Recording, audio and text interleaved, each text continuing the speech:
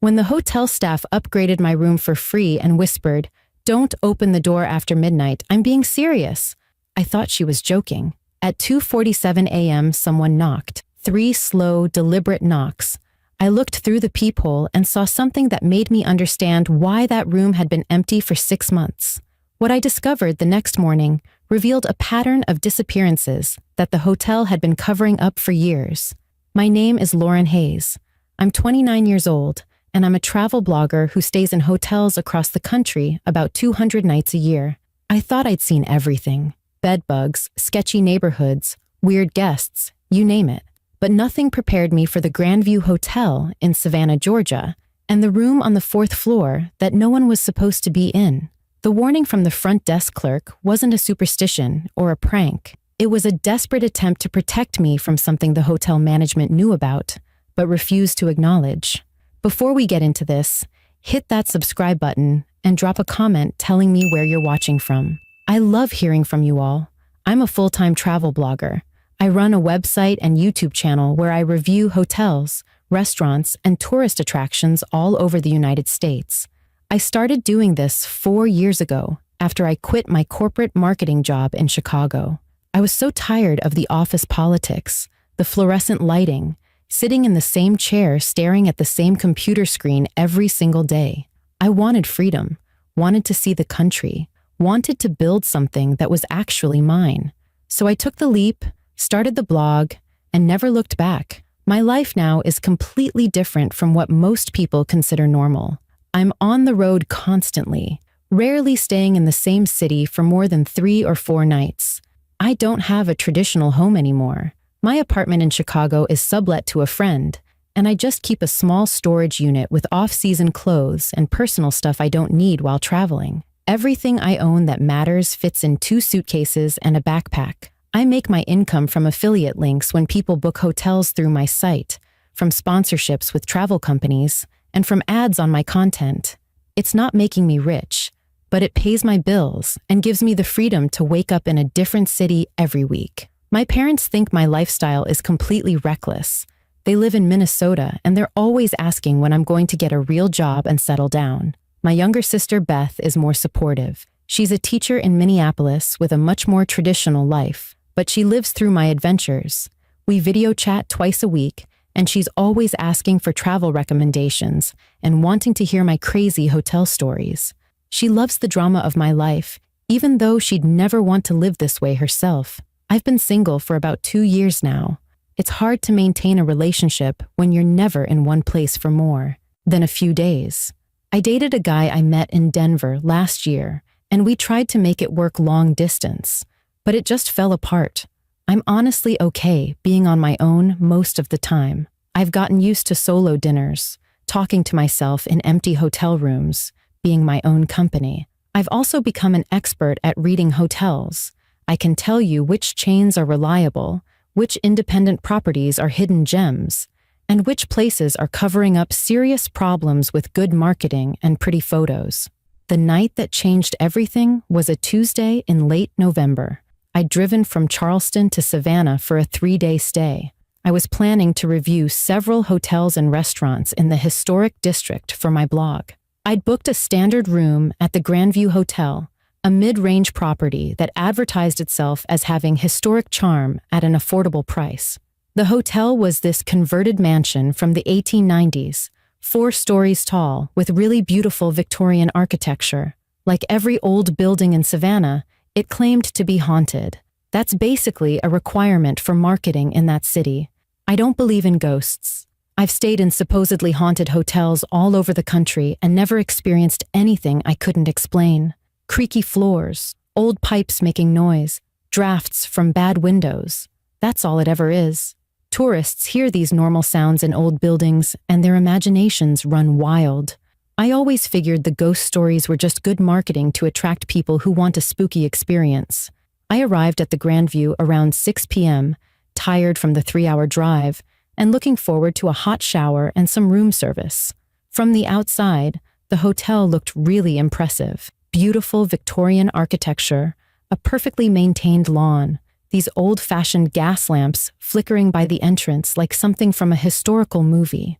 Inside, The lobby was decorated with antique furniture and old photographs of Savannah from the 1800s.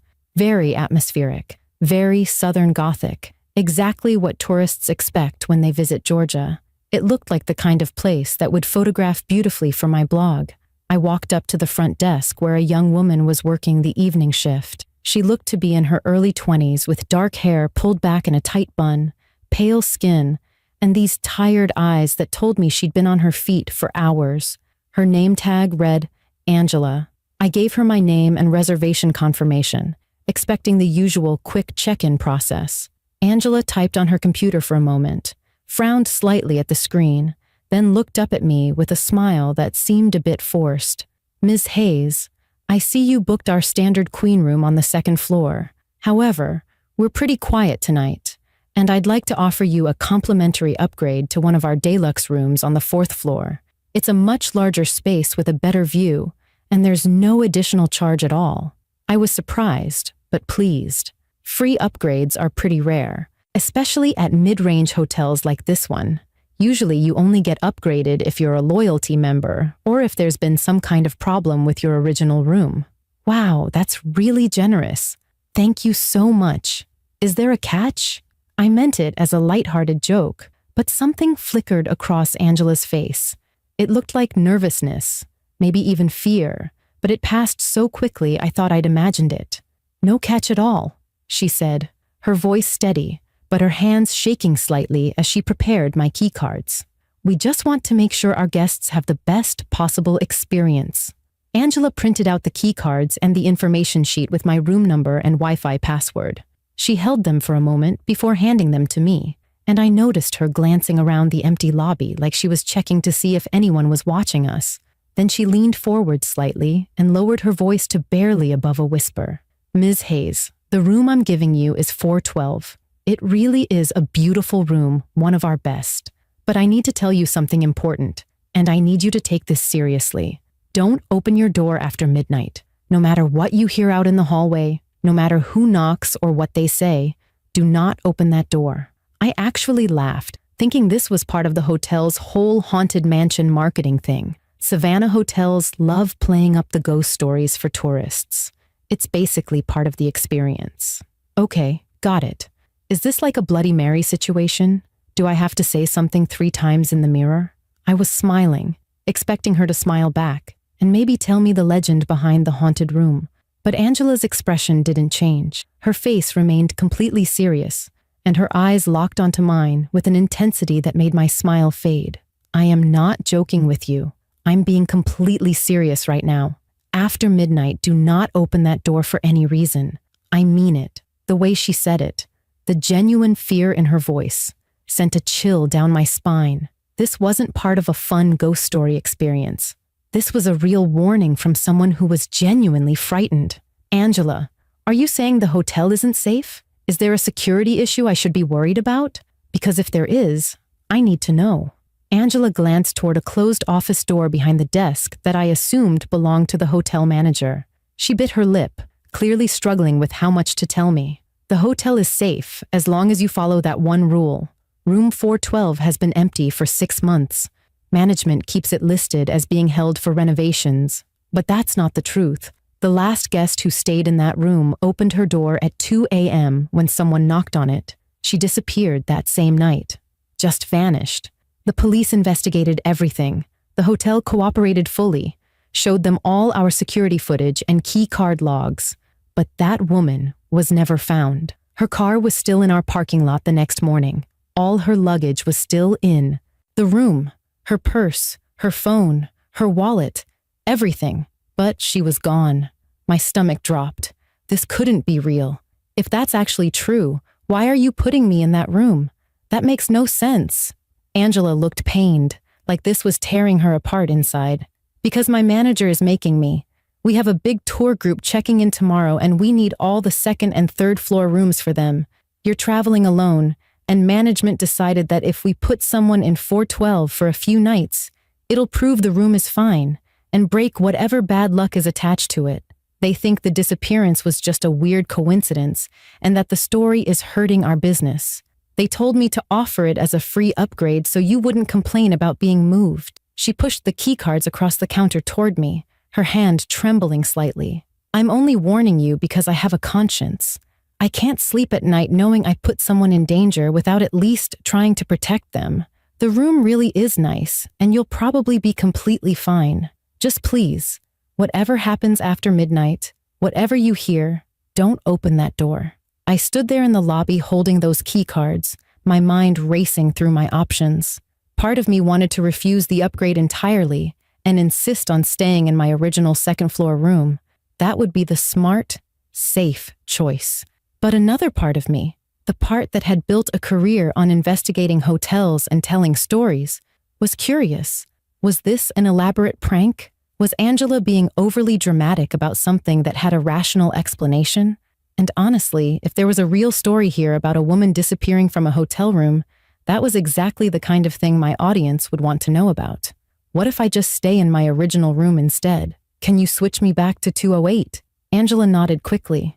"Yes, I can absolutely do that. I'd actually prefer that, to be honest. Let me just cancel this upgrade and reissue your original room keys." She reached for the key cards, but I pulled them back. I'd made my decision. "No, I'll take the upgrade, but I promise you I'll be careful. I won't open the door after midnight." Angela looked relieved and heartbroken at the same time. "Thank you for listening to me. Most people would think I'm crazy. Just please remember what I said." I took the elevator to the 4th floor, pulling my suitcase behind me and thinking about everything Angela had told me. The hallway was dimly lit with these old-fashioned wall sconces that created more shadows than actual light. Room 412 was at the very end of the corridor, the last door on the right. I unlocked it and stepped inside, and I have to admit I was immediately impressed. The room was gorgeous, spacious and beautifully decorated with genuine antique furniture, a massive 4-poster bed, a sitting area with a velvet couch, and huge windows that looked out over the historic district. It was easily twice the size of the standard room I'd booked, and it looked like it should cost at least $300 a night. I couldn't understand why they'd keep this room empty for 6 months. If what Angela said was true, they were losing serious money by not renting it out. I did what I always do when I check into a new hotel. I inspected everything thoroughly. I checked the bathroom, looked in the closet, checked under the bed, tested the locks on the door and windows. Everything seemed completely normal. The room was clean and well-maintained. There were no signs of anything sinister or unusual. I took photos for my blog, noting the beautiful period details and the unexpected upgrade I'd received. Around 8 o'clock, I ordered room service and ate dinner while sitting on the couch editing photos on my laptop. I tried to focus on my work, but I kept thinking about Angela's warning. Don't open the door after midnight. And that story about a woman who disappeared after opening her door at 2 a.m. It sounded like an urban legend, the kind of creepy story that hotel workers tell each other to pass the time during boring night shifts. But Angela's fear had seemed so genuine, so real. By 11 o'clock, I was exhausted from the drive. I got ready for bed, brushed my teeth, changed into my pajamas. Before climbing into bed, I walked over to the door and double-checked all the locks. I engaged the deadbolt and put the chain lock in place. Then I took a chair from the sitting area and wedged it under the door handle as an extra precaution. I felt slightly ridiculous doing it, like I was overreacting to a ghost story. But Angela's terrified expression kept flashing in my mind, and I decided being too careful was better than not being careful enough. I set my phone alarm and climbed into the incredibly comfortable bed. Despite everything, despite the warning and the strange story about a disappearance, I fell asleep within minutes. The bed was that comfortable and I was that tired. At 2:47 a.m., I woke up to the sound of knocking. 3 slow, deliberate knocks on my door. Knock, knock, knock. Each one was spaced several seconds apart, echoing through the silent hotel corridor. My eyes shot open and my heart immediately started pounding. I grabbed my phone from the nightstand and looked at the time. 2:47 a.m., just minutes away from the time Angela had mentioned, the time the other woman had received knocking before she disappeared. I stayed completely still in bed, barely breathing, listening. The hallway outside my room was silent. No footsteps, no voices, no sound of anyone walking away. Just complete silence. Then it came again. Knock, knock, knock. Same slow, deliberate pattern. Same spacing between each knock. This wasn't someone at the wrong room knocking quickly and then realizing their mistake. This was intentional. I slipped out of bed as quietly as possible, my bare feet silent on the carpet. I crept toward the door, my heart hammering so hard I could hear it in my ears. Every horror movie I'd ever seen was playing in my head. All those scenes where the person looks through the peephole and something terrible happens. But I had to know. I had to see what was out there. I leaned forward slowly and pressed my eye against the small glass peephole. The hallway was completely empty. There was absolutely no one standing outside my door. The corridor stretched in both directions, dimly lit by those wall sconces, showing nothing but faded wallpaper and closed doors. But I knew with absolute certainty that those knocks had come from my door. Someone or something had been standing right where I was looking, close enough to touch the door, and now they were gone. I backed away from the door, my whole body shaking. My rational mind was trying to find an explanation. Maybe it was sound traveling from another room. Old buildings do weird things with acoustics. But I'd been standing right at the door when those knocks came, and I knew they were on my door specifically. I stood there in the dark room trying to decide what to do. Then the knocking came again, and this time I was close enough to feel the vibration through the door. 3 slow knocks. Whoever was out there wasn't giving up. "Who's there?" I called out, trying to make my voice sound strong even though I was terrified. No answer. Complete silence. I looked through the peephole again, and the hallway was still empty. Nothing. No one. I waited a full minute, watching through that tiny lens, but there was no movement, no shadow, nothing. I grabbed my phone and called the front desk. After 4 rings, Angela answered, her voice thick with sleep like I'd woken her up. "Front desk, this is Angela." I kept my voice low, almost whispering. "This is Lauren Hayes in room 412. Someone's knocking on my door, but when I look through the peephole, there's no one there." There was a long pause on the other end. Then Angela's voice came back completely different, now wide awake and tight with fear. "Lauren, listen to me very carefully. Do not open that door. I'm completely serious. Whatever you do, stay inside with everything locked." The fact that she used my first name made it feel personal, made it real. "Angela, what's out there? What's knocking on my door?" Another pause, and I could hear her breathing on the other end. "I don't know exactly what it is, but 6 months ago, the woman in your room called the front desk at 2:43 a.m. She reported the exact same thing, knocking with no one visible. She called back 8 minutes later and said she was going to open the door and confront whoever was playing games with her. That was the last anyone ever heard from her. When housekeeping checked on her the next morning, the room was empty, but still locked from the inside. All the deadbolts and chains were in place. Her suitcase was there, her phone, her wallet, her car keys, everything. But she was gone. My blood turned to ice. How is that even possible? If the room was locked from the inside, how could she leave? Angela's voice dropped even lower. That's exactly what the police asked. They investigated for 2 weeks. The hotel gave them complete access to everything, showed them all the electronic keycard logs. According to the records, no one entered that room after she checked in. No staff, no other guests, no one. The door was never unlocked from the outside, but somehow she vanished without taking anything and without unlocking the door herself. The police eventually said she must have left voluntarily somehow and staged everything, but they never found any evidence of where she went. Her family hired a private investigator and everything. She's still missing. I looked at my door with the chain and deadbolt engaged and the chair wedged under the handle. There are more than 3 hours until sunrise. What am I supposed to do until then? Angela gave me very specific instructions. Stay away from the door. Turn on every light in the room.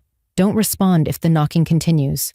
I'm going to come up to the 4th floor right now and walk through the hallway, but I'm not going to knock on your door or ask you to open it. If you see me through the peephole, don't open the door even for me. Just wait until 6 a.m. when the day shift comes on. Then you can leave safely. I wanted to demand she come let me out right now. Wanted to call the police. wanted to do anything except stay in this room for 3 more hours. But something in Angela's voice told me she was giving me the best advice she could within limits I didn't understand. Okay, I'll wait. I hung up and turned on every single light in the room. The overhead lights, the bedside lamps, the bathroom light, everything. I flooded that room with as much brightness as possible. Then I sat on the bed with my back against the headboard, phone clutched in my hand, and I waited. About 15 minutes later, I saw movement through the peephole. Angela was walking slowly down the 4th floor hallway with a flashlight, checking corners and doorways like she was searching for something. She looked absolutely terrified, constantly glancing over her shoulder. When she reached room 412, she stopped and looked directly at the peephole. Our eyes met for just a second through that tiny glass lens. She gave me a small nod, then continued down the hallway and disappeared around the corner. Whatever she'd been looking for, I don't think she found it. Or maybe she did and didn't want to tell me. At 3:30 a.m., the knocking started again, but this time it was completely different. Instead of 3 slow, deliberate knocks, it was frantic pounding. Bang, bang, bang, bang, bang. Like someone desperate and panicked trying to break through the door. It went on for 2 solid minutes, the door shaking in its frame, and I pressed myself against the far wall expecting it to burst open. Then it stopped. Sudden, complete silence. I checked the peephole one more time.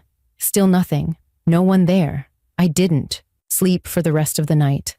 I sat on that bed with my back pressed against the headboard, watching the door, waiting for sunrise. Every minute felt like an hour. At 5:45 a.m., the sky outside my window finally started to get light. At 6:03 a.m., my phone rang with a call from an unknown local number. I answered it cautiously. Ms. Hayes, this is Detective Marcus Romano with the Savannah Police Department. I understand you stayed in room 412 at the Grandview Hotel last night. I need to speak with you about your experience as soon as possible. Can you come down to the station this morning? My mouth went completely dry. How do you know I was in that room? The detective explained that Angela had called the police around 3 a.m. after my phone call to the front desk. She'd filed an official report expressing serious concern for my safety and detailing how the hotel management had been deliberately placing solo female travelers in room 412 despite knowing about its disturbing history. Detective Romano had been investigating the May disappearance and was shocked to learn the hotel was still using that room. I checked out of the Grandview immediately without even asking for a refund. I just wanted out of that building. I met Detective Romano at the police station at 8 in the morning, and what he told me made me sick to my stomach. Over the past 8 years, 4 women had disappeared from room 412. All of them were solo travelers between the ages of 25 and 35, all checking in for multiple night stays. In every single case, the women had called the front desk between 2:30 and 3 a.m., reporting knocking on their doors with no one visible in the hallway. In every case, the women were found missing the next morning, with their rooms locked from the inside and all their belongings left untouched. The hotel had insisted these were unrelated incidents, just unfortunate coincidences of women who chose to leave for their own personal reasons. But Detective Romano knew 4 identical disappearances couldn't be coincidence. He'd been investigating, but couldn't get a warrant for a more thorough search without stronger evidence. The hotel had been cooperative on the surface, showing police their keycard access logs and security footage, but something didn't add up. My experience, combined with Angela's testimony about being pressured by management to book guests into that room, finally gave Detective Romano what he needed for a warrant. That same afternoon, police conducted an extensive search of room 412 and the surrounding structure. What they discovered changed everything. Hidden behind a false wall in the closet was an access panel that opened into a narrow space between the walls. This hidden passage was a service corridor from when the building was originally constructed in the 1890s. The passage connected several rooms on the 4th floor and led down to a staircase that descended all the way to the basement. In the basement, police found a locked storage room that had been converted into a living space. Inside were personal belongings from all 4 missing women: jewelry, ID cards, phones, clothing, and clear evidence that someone had been living in those hidden spaces. moving through the walls of the hotel completely undetected by guests and most staff. The hotel owner, a man named Gerald Sutton, was arrested that evening. Under interrogation, he confessed to everything. He'd discovered the hidden passages shortly after purchasing the hotel 10 years earlier and had been using them to spy on guests, a sick, voyeuristic practice he'd developed over time. 8 years ago, a solo female traveler staying in room 412 had caught him emerging from the closet panel at 3 a.m. He'd panicked and attacked her, and she'd died during the struggle. Instead of calling police and admitting what happened, he'd hidden her body in the walls and disposed of it later on his rural property outside the city. Something had broken in his mind after that first murder, and he'd repeated it 3 more times over the years. He specifically targeted solo women with limited social connections who wouldn't be immediately missed, always using the same method. He'd knock on the door from the hallway, then retreat quickly into the hidden passages. He'd watch through a concealed peephole to see how the victim reacted. If they called the front desk or seemed too alert and cautious, he'd abort his plan. If they seemed confused and vulnerable, he'd wait for them to get back in bed, then emerge from the closet panel when they were distracted and disoriented. The rooms appeared locked from the inside because Gerald would re-engage all the locks after taking his victims into the hidden passages. Angela had suspected something was wrong for months after the May disappearance, but had been too frightened to speak up, knowing she'd lose her job and possibly be blamed. Being ordered to put another solo woman in room 412 had finally pushed her past her breaking point. She'd warned me and then called the police, risking everything because she couldn't live with herself if another woman disappeared. Gerald Sutton was eventually sentenced to 4 consecutive life terms without any possibility of parole. The 4 missing women's bodies were recovered from his property, and their families finally got the closure they desperately needed, even though the pain would never fully heal. The Grandview Hotel was shut down permanently, and the building was later demolished. Angela left the hospitality industry completely, traumatized by her unwitting role in what had happened. She eventually became an advocate for workers' rights, speaking about the impossible position employees are put in when they're pressured to prioritize business interests over safety. I couldn't go back to travel blogging immediately. I took 3 months off and stayed with my sister Beth in Minneapolis, processing everything that had happened and dealing with the trauma of knowing I'd come within hours of becoming Gerald's 5th victim. The only reason I survived was because Angela had the courage to warn me, and I had the sense to take her warning seriously, even though it sounded irrational. My family wanted me to quit traveling and get what they called a normal job, but I realized that would mean letting Gerald take something else from me. I eventually went back to blogging, but with a completely different focus. I started investigating and writing about hotel safety, workers' rights in hospitality, and the ways hotels sometimes prioritize profit and reputation over guest protection. My blog post about the Grandview Hotel went viral and started important conversations about traveler safety. I now include detailed safety assessments in every hotel review, looking at security measures, staff responsiveness, and whether employees seem empowered to report concerns. Detective Romano told me the case revealed a disturbing industry pattern. Guest complaints about feeling unsafe or experiencing strange incidents are often dismissed as overreactions or attempts to get refunds. Hotels are financially motivated to minimize problems to protect their online reviews and reputations. Several guests had complained about room 412 over the years, reporting strange noises, feelings of being watched, and items that seemed moved when they returned. Management had dismissed everything as normal quirks of an old building.